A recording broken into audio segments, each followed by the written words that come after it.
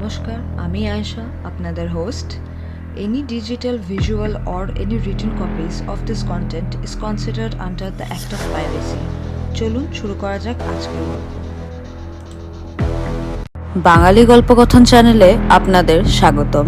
আজকের গল্প লীলা মজুমদারের লেখা পদীপিসির বর্মি বাক্স পর্ব 7। ঘনশ্যাম কিন্তু পাঁচু মামার হাত ছাড়িয়ে নিয়ে বিরক্ত হয়ে বলল, ঘ্যান ঘ্যান ভালো লাগে না পাঁচু দাদা। এদিকে বড় গরুটা আসন পিড়ি হয়ে বসে পড়েছেন। কত টানাটানি করলাম, কত কাকুতি মিনতি করলাম, কত লেজ মুচড়ালাম, শেষ অবধি গাড়ির বাঁশ খুলে নিয়ে পেটের নিচে চার দিয়ে পর্যন্ত ওঠাতে চেষ্টা করলাম। সে কিন্তু নড়েও না, ওই রকম বসে ঘাস চাপায়। পাঁচু মামা বলল, ও ঘনশ্যাম, তবে কি হবে? ঘনশ্যাম বলল, হবে আবার কি, চলো দেখবে চলো। আমরা সেই ঘুটঘুটে অন্ধকারে কাকড় বেছানো প্ল্যাটফর্ম ছাড়িয়ে গেটের মধ্যে দিয়ে ওদিকে ধুলো মাখা রাস্তায় এসে পড়লাম। সেইখানে দেখি রাস্তার ধারে একটা গরুর গাড়ি। তার একটা গরু পা গুটিয়ে মাটিতে বসে বসে দিব্যি ঘুমাচ্ছে। অন্য গরুটা তার দিকে হতাশভাবে তাকিয়ে জাবর কাটছে। সত্যি সত্যি সে গরু শুতেই উঠল না। এখন ঘনশ্যাম পাঁচু মামাকে আর আমাকে জিনিসপত্র শুদ্ধ গাড়িতে উঠিয়ে সেই গরুটার জায়গায় নিজেই গাড়ি টানতে শুরু করে দিল। গাড়ি অমনি চলতে লাগলো। স্টেশন ছাড়িয়ে ডান হাতে পুরনো গোরস্থান, সেখানটাতে আবার মস্ত মস্ত ঝুলো ঝুলো পাতাওয়ালা বিলো গাছ জমাট অন্ধকার করে রয়েছে।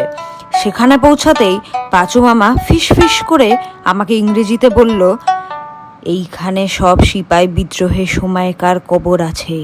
অমনি ঘনশ্যাম মাথা ঘুরিয়ে বলল, ইংরেজিতে সব ভূতের গল্প বললে ভালো হবে না পাঁচু দাদা, এইখানে গাড়ি নামিয়ে চম্পট দেব বলে রাখলাম। পাঁচু মামা ব্যস্ত হয়ে বলল, আরে ভূতের গল্প নয় রে ঘনশ্যাম, কবরের কথা বলছিলাম।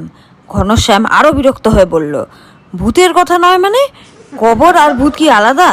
ইংরেজি জানি না বলে কি তোমাদের চালাকিগুলো ধরতে পারবো না নাকি? না পাঁচু দাদা, আমার পোষাবে না। এই ঘনশ্যাম গাড়িটা দুম করে ছেড়ে দিয়ে সরে দাঁড়ালো।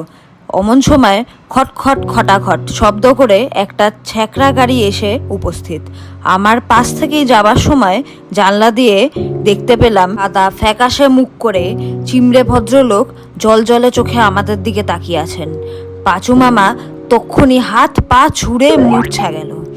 ঘনশ্যাম বলে, ইয়ার কি ভালো লাগে না পাঁচু দাদা, বলে আবার গাড়ি টানতে শুরু করলো। পাঁচু মামাও রুমাল দিয়ে মুখ মুছে উঠে বসলো। অনেক রাতে মামা বাড়ি পৌঁছলাম। মনে পড়লো পদীপিসু এমনই দুপুর রাতে রমাকান্তকে নিয়ে নিমাই খুড়োর বাড়ি থেকে ফিরেছিলেন। আজকের মতো গল্পের গাড়ি এখানেই থামলো।